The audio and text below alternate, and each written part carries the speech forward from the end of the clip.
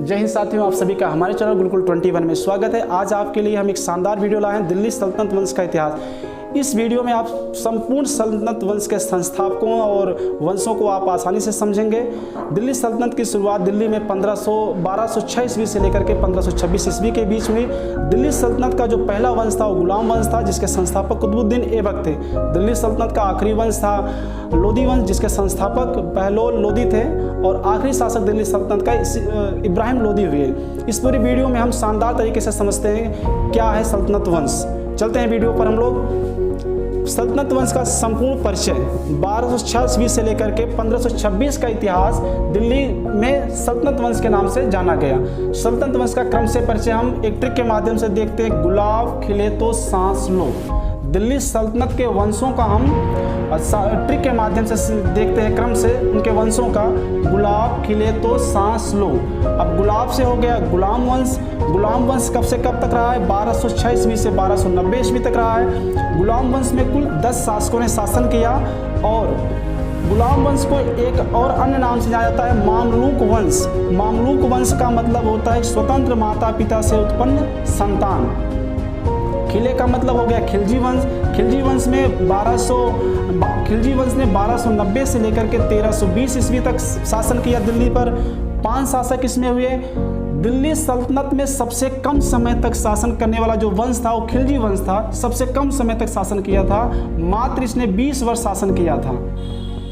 तुगलक वंश, तो से तुगलक वंश। तुगलक वंश की शुरुआत 1320 ईस्वी से शुरू होता है 1413 ईस्वी तक।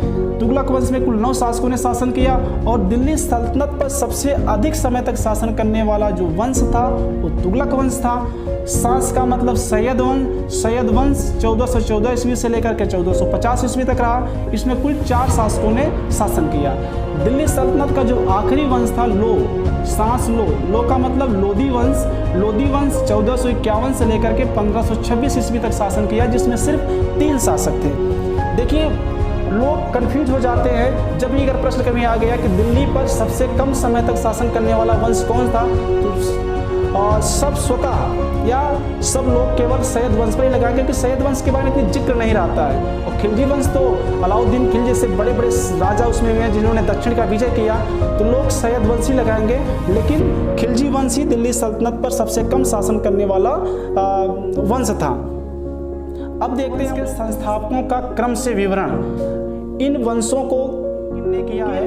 इसके लिए है कुत्ता जल गया खीर बह गई। कुत्ता जल गया खीर बह गया। इस ट्रिक के माध्यम से हम सल्तनत वंश के संस्थापकों के क्रम से परिचय जानेंगे। कुत्ता का मतलब कुतुबुद्दीन ऐबक 1206 ईस्वी से लेकर के 1210 ईस्वी तक यहाँ शासन किया। का एक बात था। जल का मतलब जलालुद्दीन खिलजी 1290 से लेकर के 1296 तक इसने शासन किया। खिलजी वंश का आखिरी जो शासक था वो था मुबारक शाह खिलजी, जो 1316 से लेकर के 1320 तक शासन किया। गया का मतलब गयासुद्दीन। तुगलक वंश का संस्थापक गयासुद्दीन तुगलक था, जो 1320 से लेकर के 1325 तक शासन किया।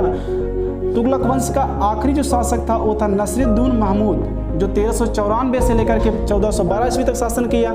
खीर का मतलब होता है खिज्र खां। सैयद वंश का संस्थापक खिज्र खां था, जो 1414 ईस्वी से लेकर के 1421 ईस्वी तक शासन किया। सैयद वंश का जो आखिरी शासक था वो अलाउद्दीन आदिल शाह था। 1443 से लेकर के 1451 तक उसने शासन किया। बाह का मतलब बहलोल लोदी। बहलोल लोदी जो था 1451 से लेकर के 1489 ईस्वी तक शासन किया। इस वंश का आखिरी शासक इब्राहिम लोदी था 1517 से लेकर के 1526 ईस्वी तक।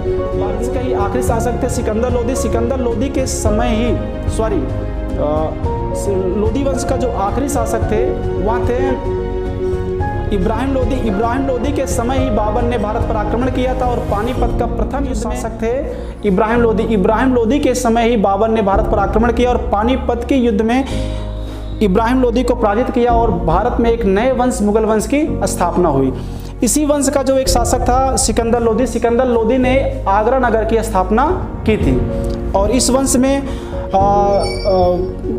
तुगलक वंश में एक शासक थे मोहम्मद बिन तुगलक। मोहम्मद बिन तुगलक का शासनकाल 1325 ईस्वी से लेकर के 1351 ईस्वी रहा।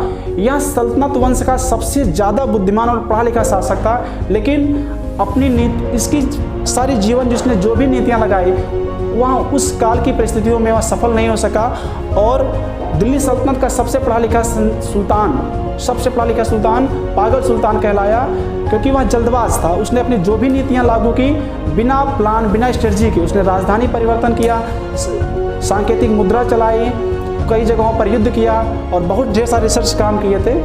यह इस वंश का सबसे, मोहम्मद बिन तुगलक वंश का और पूरे सल्तनत वंश का सबसे बुद्धिमान और सबसे पढ़ा लिखा शासक था। इस वीडियो में हम लोगों ने ट्रिक के माध्यम से दिल्ली सल्तनत के वंशों को सीखा, दिल्ली सल्तनत के वंशों की संस्थापकों के बारे में आसानी से समझ गए। आगे आपको जब हम भारत का इतिहास पढ़ाएंगे तो उसमें इन सब वंशों को विस्तृत ढंग से पढ़ाया जाएगा, क्या वो है। अभी आप सिर्फ इतना सीखेंगे, जिससे जब आगे हम जब इतिहास पढ़ाना शुरू करेंगे तो आपके दिमाग में चीज़ें जो हल्की कॉन्सेप्ट हैं कि दिल्ली वंश के संस्थापक कौन हैं, वंशों के संस्थापक, दिल्ली सल्तनत में कितने वंश रहे हैं, इन सबको आसानी से आप समझ सकें, इसलिए आपके लिए वीडियो लेकर आए थे। आशा करते हैं कि आपको यह वीडियो अच्छा लगा होगा। अगर यह वीडियो आपको अच्छा लगा होगा तो इस चैनल को सब्सक्राइब करिएगा, दोस्तों में शेयर करिएगा, चैनल को लाइक करना मत